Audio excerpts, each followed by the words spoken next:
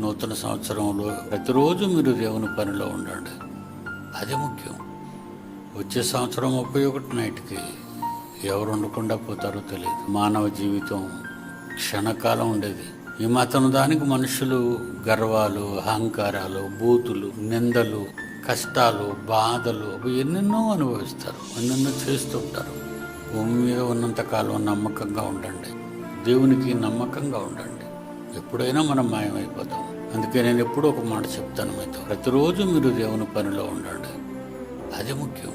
ఎందుకంటే మనం వెళ్ళే కాలం ఏ క్షణాన్నైనా సంభవించవచ్చు, ఎలాగైనా సంభవించవచ్చు.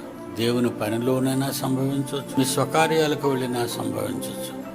అందుకే అంటున్నాను, అనవసర ప్రయాణాలు పెట్టుకోకండి, అనవసరంగా తిరగడం చేయకండి. వీలైనంత వరకు మీ ఇండ్లలోనే ఉండి దేవుని గూర్చి పాడండి, ప్రార్థించండి, చదవండి. బాహ్య ప్రపంచంలోకి వెళ్తే మనసు చెడిపోయేవే తప్ప మనసును బాగు చేసేవేవి కనబడవు. నూతన సంవత్సరంలో ఎంతమందిని మళ్ళా పోగొట్టుకుంటామో మనకు తెలియదు. ఎవరుంటారో ఎవరు వెళ్ళిపోతారో కూడా మనకు తెలియదు. అది ఆకస్మికం, ఊహించినది. అందుకే ఎప్పుడు కూడా అలర్ట్గా ఉండాలి మనం. మీ శరీరంలో జీవం ఉన్నంతకాలం దేవునిని స్మరించండి. పాపాలు చేయటం కోసం ఆలోచించకండి, చేసిన పాపాలు పోవటం కోసం ఆలోచించండి. పాపాలు చేయటం కోసం ఆలోచించకండి, చేసిన పాపాలు పోవటం కోసం ఆలోచించండి.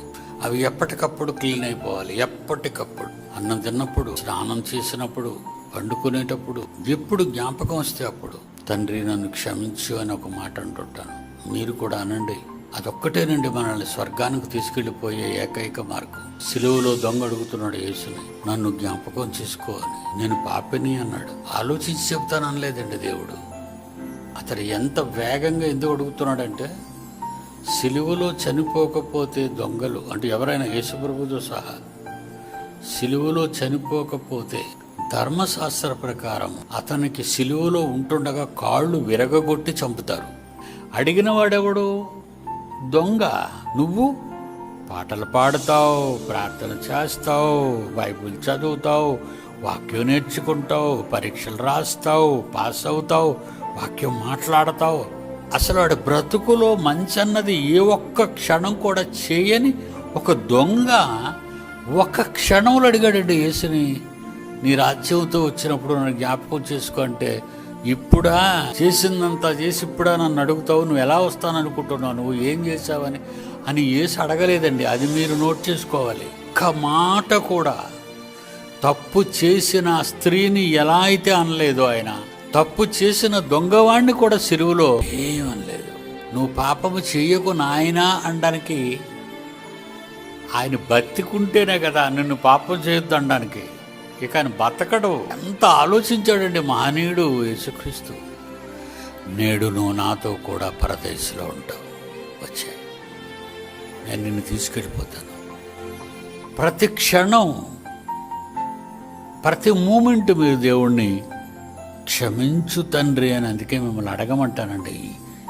ఇది తెలిసాకే ఎంత మంచి దేవుడు అండి మీ దేవుడు. అలా అని చెడిపోకండి. మీ పాత జీవితాన్ని వదిలేయండి, సంతోషంగా ఉండండి, ఆనందంగా కాలం గడపండి, అలర్ట్గా ఉండండి. మంచం పరిసేవే పడుకుందాం అంటాడు ప్రతి భర్త. భర్తతో భార్య ఉంటుంది, బెడ్రూమ్ సిద్ధమైపోయిందండి అంటుంది. అంటే రండి పడుకుందాం అని. బైబిల్ అంటుంది, ఒకరు మంచం మీద ఉంటారు, ఒకరు వెళ్ళిపోతారు. ఆ దినమట నీ మరణ దినం ఎలా ఉంటుంది? ఇద్దరు ఒకసారి జోడిగా వెళ్ళరు, ఆత్మహత్య చేసుకుంటేనే తప్ప. ఒకరు మంచం మీద పండుకొందురు. ఆ దినమున ఇద్దరు మంచం మీద ఉంటే ఒకరు ఉండిపోతారు, ఒకరు వెళ్ళిపోతారు. మీ పాత బ్రతుకులను వదిలేయండి, మీ నిర్లక్ష్యత వదిలేయండి, మీ బూతులు వదిలేయండి, మీ చాడీలు చెప్పటం వదిలేయండి, అబద్ధాలు ఆడడం వదిలేయండి, మోసగించటం వదిలేయండి, ఉసురు పెట్టడం వదిలేయండి. చాలామందిని అప్పు తీసుకున్న వాళ్ళు అప్పు ఇవ్వక ఉసురు పెడతారు. పెళ్లి చేసుకున్నాక భార్యను విడిచి ఉసురు పెడతారు. భర్తను విడిచిపెట్టి ఆడది ఉసురు పెడుతుంది. ఉసురు తగలకూడదు, ఉసురు పడకూడదు. ఆడగానే బైబిల్ ప్రకారంగా చెప్తున్నాను, నేను సొంత మాటలు చెప్పటం లేదు. ఆడవాళ్ళని కానీ మగవాళ్ళని కానీ ఉసురు పెట్టకండి, మారండి. ఇలాంటివి ఎన్నో చేస్తుంటాం జీవితంలో మనం రోజుకి. మరి అవన్నీ పోవాలంటే క్లియర్ అయిపోవాలి కదా.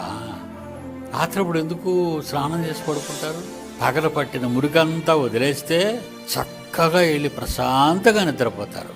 లా ఏ క్షణాన్ని మీరు నిద్రలోకి వెళ్తారో, నిద్ర అంటే చిన్నది నిద్రించుచున్నదే కానీ చావలేదంటాడు యేసు. ఆ నిద్ర గురించి చెప్తున్నాను. మీరు నిద్రలోకి వెళ్లే ముందు ఒక్కసారి అలర్ట్గా ఉండి నన్ను క్షమించు ప్రభువా అని అడగండి.